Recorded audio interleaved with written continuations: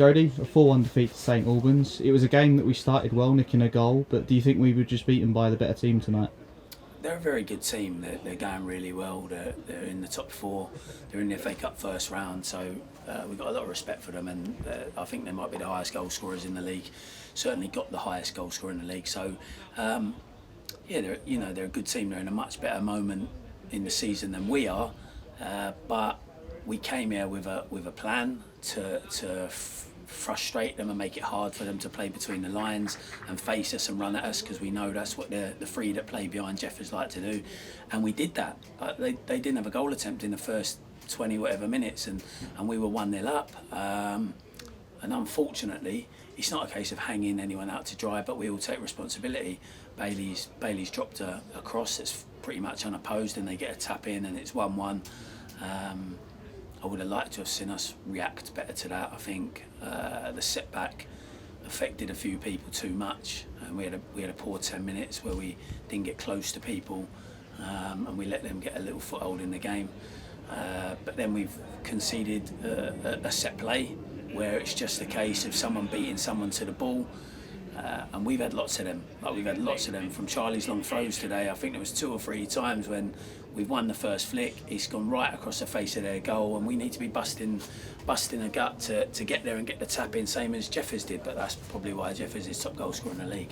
I think it's important that we say, that we obviously went down to 10 men, and the character shown by the 10 boys that were out on the field, we limited them to half chances. We worked hard, and we even had a couple of breaks of our own, which is no mean feat when you're away at St Albans. They're flying, you're down to 10, you're 3-1, 4-1 down, to show that character and keep going. I'm pleased to have seen that, and every day that I'm here, I'm learning more about the group of players we've got. Marvell got sent off and it wasn't too clear why. Could you explain what happened? Well, he got booked in the first half, which I thought was a soft booking. It was maybe 10, 11 minutes in. I think he got to the ball at the same time as the forward, but they gave him a yellow card. I was a bit disappointed because there was a few times we were counter-attacking and Pinto got dragged back deliberately, and the ref didn't yellow card him. So that was a bit disappointing. I thought that was inconsistent. And then obviously the cross came into the box. It got flicked on. Marv was competing with a forward in the air. They were a little bit all over each other. And the ref said that Marv raised his hand and deliberately handballed it. I think if it has hit his hand, it was accidental. Admittedly, I haven't seen the replay and I'm 40-50 yards away from it, but I've spoke to Marv, I've spoke to the referee about it as well, just to get clarity. I'm not sure it was a deliberate handball, but we'll see on the replay. But it makes it hard for us, because actually we'd come out second half and first 10 minutes we had a couple of chances. We showed a bit like we brought Rowan on, we'd gone to the 2 up front, and I thought maybe we were going to nick a goal and get ourselves back in the game. And I'm certainly not blaming the referee for the result, but I thought we had a penalty shot of our own as well. Lucan, in the second half, early on when it was still 3-1, he beat the boy to the ball in the box, and the lads made heavy contact with him on the shin. More experienced player probably goes down. He didn't go down, but I'm not sure that he should have to go down to get the penalty. I think if there's obvious contact like that everyone saw and everyone heard, he should have gave us the penalty. Before the game, we announced the signings of Toby Stevenson and Aaron Akuma. What can you tell us about those players? Toby's a left back. Started his career at Leyton Orient. Had some non-league loans. Went to Charlton. Played league games for Charlton in League One, maybe even in the Championship. Scored goals for Charlton from left wing back. Came on loan to Dagenham and Redbridge in the National League when I was there. Played 11-12 games. So he's 21 years old, but he's got quite a lot of experience. He played 2 first team games for Watford last year. So he comes with a decent pedigree and a lot of experience. And I actually thought he'd done all right tonight. He's only met the boys tonight, but he was generally in the right place. He won his headers. He used the ball well. He didn't really get beaten.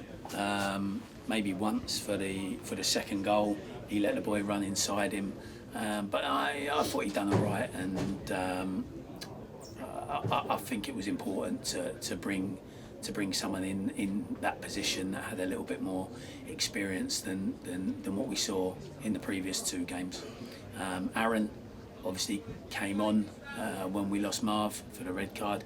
Aaron's a defender, can play anywhere across the back 4, started his career at Norwich, went and played professionally in Iceland last year. And I thought he came on and done all right. He dived in once in the corner, which was unnecessary, but he didn't get done for pace by Jeffers in behind. He was composed, he used the ball well in tough situations, so I was quite pleased with him. And it just gives us squad depth. As we said yesterday, Willing on Saturday will be a big game for us. How will we be preparing for that one? We'll get into training. We'll work hard. We'll try and improve in the areas that we need to improve. We'll try and lift the spirits. We'll try and get the tempo and the intensity up. But we've also got to look at the positives from tonight. Like I say, listen, you can't dress up a 4-1 defeat into a good result. But we came here against a free-flowing team at their place who's up in the promotion places and we're not.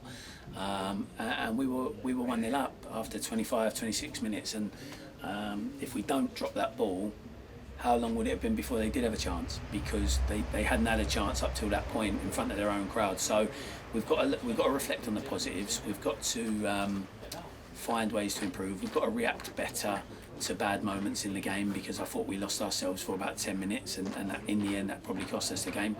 But we can't sulk. We can't put our heads down. We've got to earmark games like Welling as important games for us, where both teams are in and around each other, need the points. I don't know how they've gotten tonight. I haven't seen the results yet, but it'll be a big game there for us.